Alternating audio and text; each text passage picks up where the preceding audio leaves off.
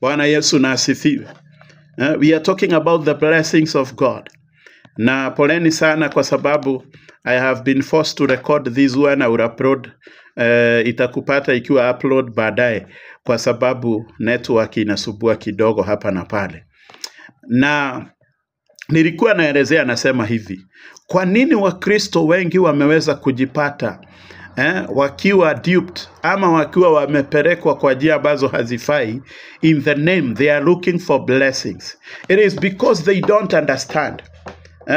The whole of last week we talked about the blood of Jesus Christ. Na nikaweza kukuelezea ya kwamba wakati damu ya Yesu Kristo ilimwagika pale msalabani, ilitupatia haki ya kuwa wana katika ufalme. And so by the fact of belonging to the Lord, we became partakers of his blessings. And this is something that many Christians don't seem to be aware of. In fact, they are going loud and loud. Ukisikia yale mambo watu wanafanya katika hii dunia, na ni Wakristo ambao wanasema ya kwamba wameokoka in the name ya kwamba wanatafuta baraka. Watu wanaenda wanaambiwa ngasijui enda ulete title deed ya shamba lako ili uweze kubarikiwa. Hiyo yote ni ukora, na nitakwambia kama umeweza kuamini ya kwamba damu ya Yesu Kristo ilimwagika msalabani kwa ajili ya maisha yako, wewe umekuwa partaker of God's blessings.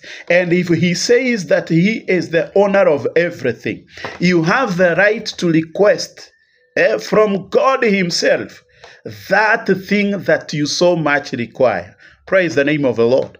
Na kwa hivyo hauhitaji kwa njia yoyote kudanganywa na mtu ati akwambia you know what, angasijui you need to do this or that. Hapana. If you believe in God, you become a partaker of God's blessing. And so you don't need to be told, I don't know, anga tuende kwa mlima kwa siku 30 ndio ukaweze kupata kubarikiwa. Hakuna kitu kama hiyo. Hiyo ni ukora. Na ninataka unielewe vizuri hivi, na kuambia hivyo kama mtumishi wa Bwana. Hauhitaji angasijui kutoa dhabihu anga yenye uchungu ati ndio uweze kubarikiwa. Hakuna kitu kama hiyo. You only need to understand that you have been redeemed by the blood of Jesus Christ. And so you become a partaker of everything.